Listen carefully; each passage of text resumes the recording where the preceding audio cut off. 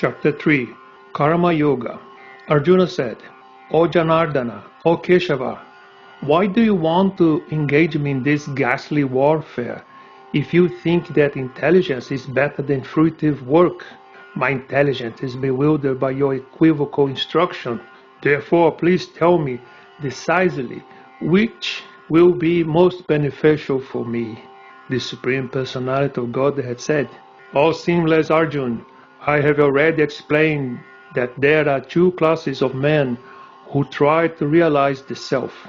Some are inclined to understand it by empirical, philosophical speculation, and others by devotional service.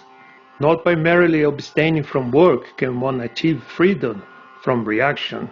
Not by renunciation alone can one attain perfection. Everyone is forced to act helplessly according to the qualities he has acquired from the modes of material nature. Therefore, no one can refrain from doing something, not even for a moment. One who restrains the senses of action, but whose mind dwells on sense objects, certainly deludes himself and is called a pretender. On the other hand, if a sincere person tries to control the active senses by the mind and begins Karma Yoga and Krishna consciousness without attachment, he is by far superior. Perform your prescribed duty, for doing so is better than not working. One cannot even maintain one's physical body without work. Work done as a sacrifice for Vishnu has to be performed. Otherwise, work causes bondage in this material world. Therefore, O son of Kunti, perform your prescribed duties for his satisfaction, and in that way you will always remain free from bondage. In the beginning of creation, the Lord of all creatures sent forth generations of men and demigods, along with sacrifice for Vishnu, and blessed them, saying, Be thou happy by this yajna, sacrifice, because its performed will bestow upon you everything desirable for living happily and achieving liberation. The demigods, being pleased by sacrifice, will also please you, and thus, by cooperation between men and demigods, prosperity will reign for all. In charge of the various necessities of life, the demigods, being satisfied by the performance of yajna, sacrifice, will supply all necessities to you. But he who enjoys such gifts without offering them to the demigods in return is certainly a thief. The devotees of the Lord are released from all kinds of sins because they eat food which is offered first for the sacrifice. Others who prepare food for personal sense enjoyment verily eat only sin. All living bodies subsist of food grains which are produced from rains. Rains are produced by performance of yajna, sacrifice, and yajna is born of prescribed duties. Regulated activities are prescribed in the Vedas, and the Vedas are directly manifest from the Supreme Personality of Godhead. Consequently, the all-pervading transcendence is eternally situated in acts of sacrifice. My dear Arjuna, one who does not follow in human life the cycle of sacrifice, thus established by the Vedas, certainly leads a life full of sin. Living only for the satisfaction of the sense, such a person lives in vain. But for one who takes pleasure in the self, whose human life is one of self-realization, and who is satisfied in the self only, fully satiated, for him there is no duty. A self-realized man has no purpose to fulfill in the discharge of his prescribed duties, nor has he any reason not to perform such work, nor has he any need to depend on any other living being. Therefore, without being attached to the fruits of activities, one should act as a matter of duty, for by working without attachment, one attains the Supreme. Kings such as Janaka attain perfection solely by performance of prescribed duties. Therefore, just for the sake of educating the people in general, you should perform your work. Whatever action a great man performs, common men follow, and whatever standard he sets by exemplary acts, all the world pursues. O son of Pritha, there is no work prescribed for me within all the three planetary systems, nor am I in want of anything, nor have I need to obtain anything, and yet I am engaged in prescribed duties. For if I ever fail to engage in carefully performing prescribed duties, O Partha, certainly all men would follow my path. If I did not perform prescribed duties, all of this world would be put into ruination. I would be the cause of creating unwanted population, and I would thereby destroy the peace of all living beings.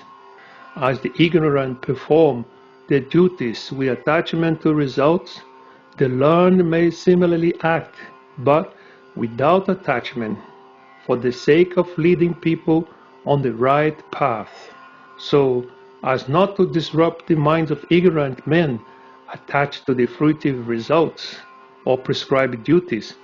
A learned person should not induce them to stop work. Rather, by work in the spirit of devotion, he should engage them in all sorts of activities for the gradual development of Krishna consciousness. The spiritual soul, bewildered by the influence of false ego, thinks himself the doer of activity that are actually carried out by the three modes of material nature. One who is in knowledge of the absolute truth, all might armed, does not engage himself in the senses and sense gratification, knowing well the difference between work in devotion and work for fruitive result.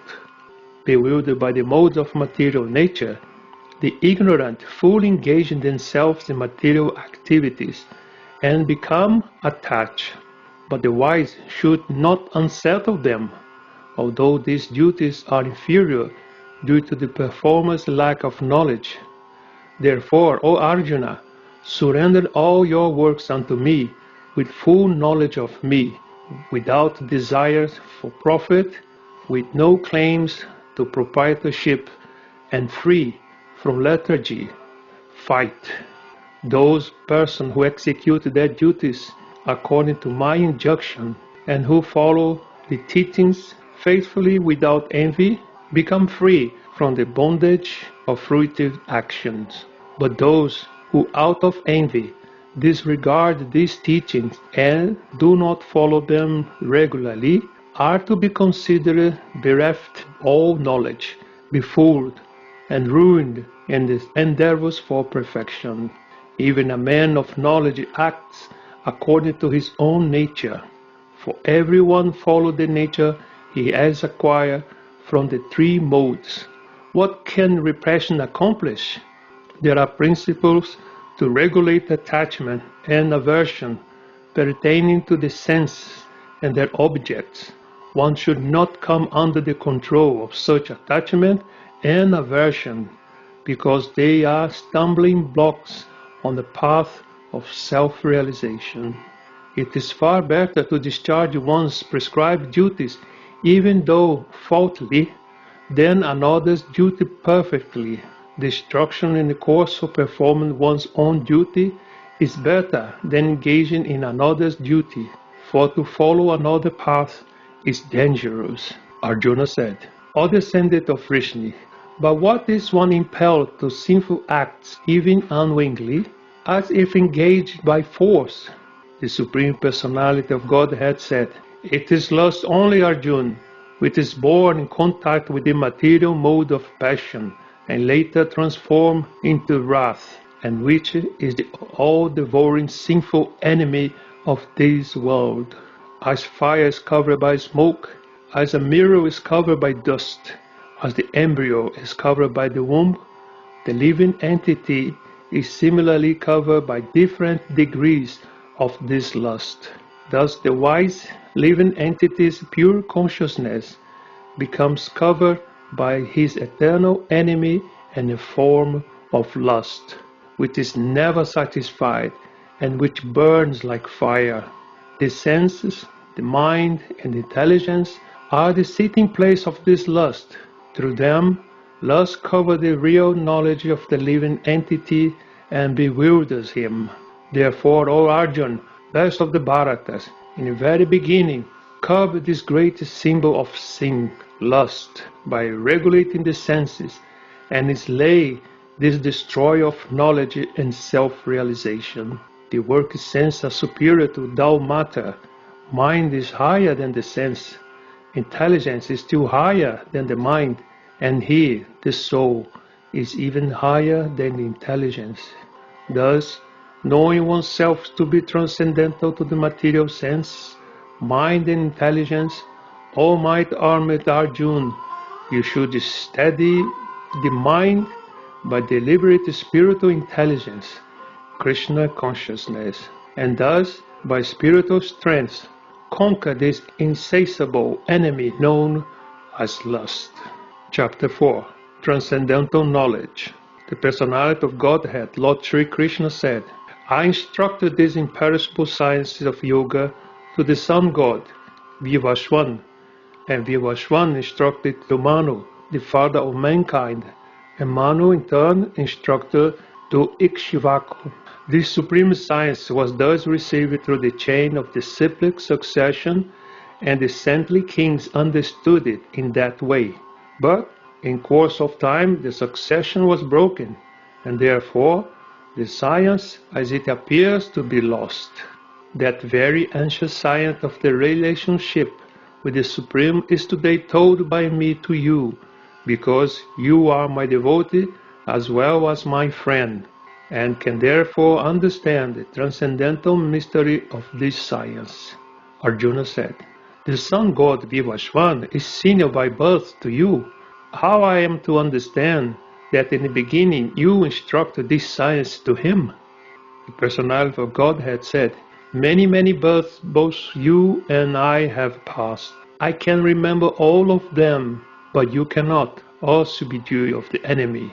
Although I am unborn, and my transcendental body never deteriorates, and although I am the Lord of all living entities, I still appear in every millennium in my original transcendental form.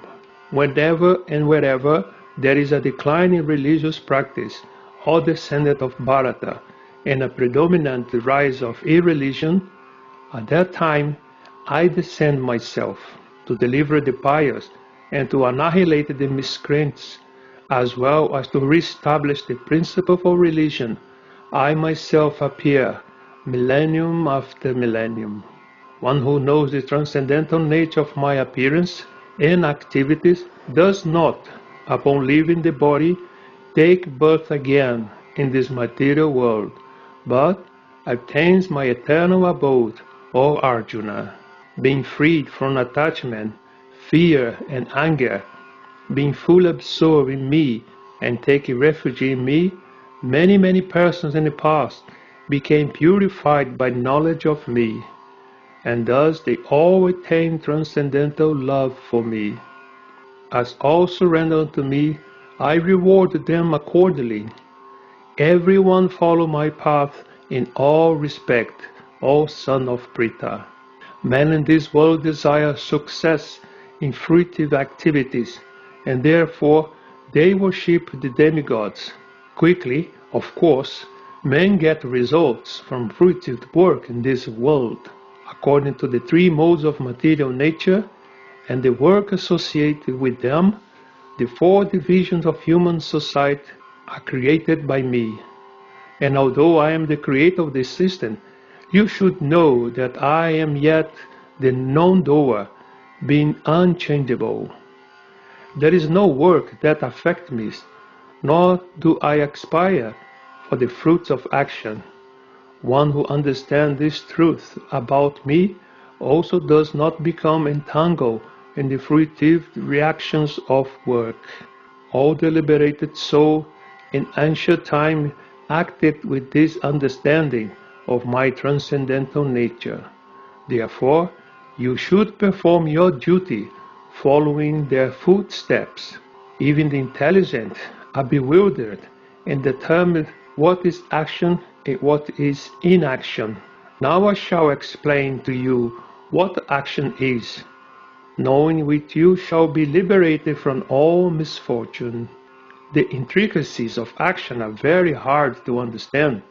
Therefore, you should know properly what forbidden action is and what inaction is. One who sees inaction in action and action in inaction is intelligent among men, and he is in the transcendental position, although engaged in all sorts of activities. One is understood to be in full knowledge, whose every endeavor is devoid of desire for sense gratification.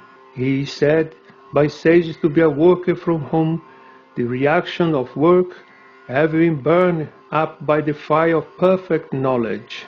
Abandoning all attachment to the results of his activities, ever satisfied and independent, he performs no fruitive action, although engaged in all kinds of undertakings. Such a man of understanding acts with mind and intelligence perfectly controlled, give up all the sense of proprietorship over his possessions, and act only for the bare necessities of life.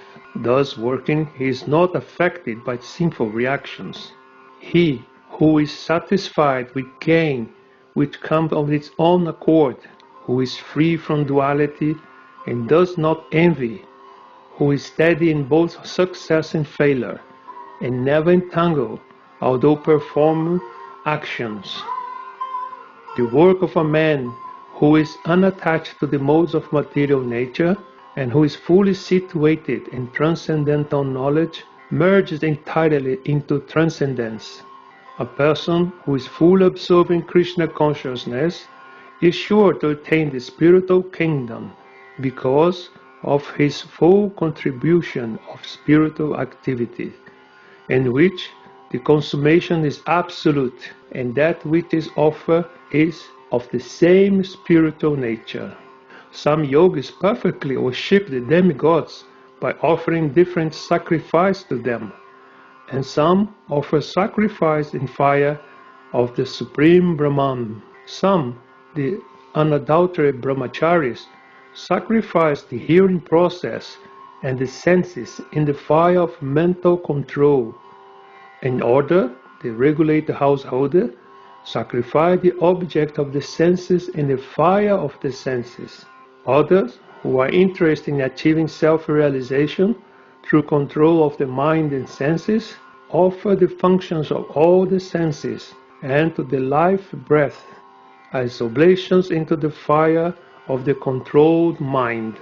Having accepted strict vow, some become enlightened by sacrificing their possession, and others by performing severe austerities, by practicing the yoga of eightfold mysticism, or by studying the Vedas to advance in transcendental knowledge. Still, others who are inclined to the process of breath restrain the remaining trance, practice by offering the movement of the outgoing breath into the income and the income breath into the outgoing, and thus at last remain in trance, stopping all breathing. Others, curtailing the eating process, offer the outgoing breath into itself as a sacrifice. All the performer who know the meaning of sacrifice becomes cleansed of sinful reaction, and having tasted the nectar of the results of sacrifice, they advance toward the supreme eternal atmosphere. O best of the Kuru dynasty, without a sacrifice, one can never live happily on this planet or in this life. What then on the next? All these different types of sacrifice are approved by the Vedas, and all of them are born of different types of work. Knowing then as such, you will become liberated. O chastise of the enemy, The sacrifice performed in knowledge is better than the mere sacrifice of material possessions. After all, O son of Pritha, all sacrifice of work culminate in transcendental knowledge. Just try to learn the truth by approaching a spiritual master. Inquire from him submissively and render service unto him. The self-realized soul can impart knowledge unto you because they have seen the truth. Having obtained real knowledge from a self-realized soul, you will never fall again into such illusion. For by this knowledge, you will see that all living beings are but part of the Supreme, or in other words, that they are mine. Even if you are considered to the best, most sinful of all sinners, when you are situated in the boat of transcendental knowledge, you will be able to cross over the ocean of miseries. As a blazing fire turns firewood to ashes, O Arjuna, so does the fire of knowledge burn to ashes all reactions to material activities. In this world, there is nothing so sublime and pure as transcendental knowledge. Such knowledge is the mature fruit of all mysticism, and one who has become accomplished in the practice of devotional service enjoy this knowledge within himself in due course of time. A faithful man who is dedicated to transcendental knowledge and who subdues his senses, eligible to achieve such knowledge, and have achieved it, he quickly attains the supreme spiritual peace. But ignorant and faithless person who doubt the revealed scripture do not attain God consciousness, they fall down. For the doubting soul, there is happiness neither in this world or in the next. One who acts in devotional service, renounces the fruits of his action, and whose doubts have been destroyed by transcendental knowledge, is situated factually in the self.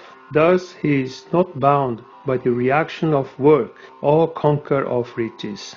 Therefore, the doubts which have arisen in your heart out of ignorance should be slashed by the weapons of knowledge. Armed with yoga, O Bharata, stand and fight.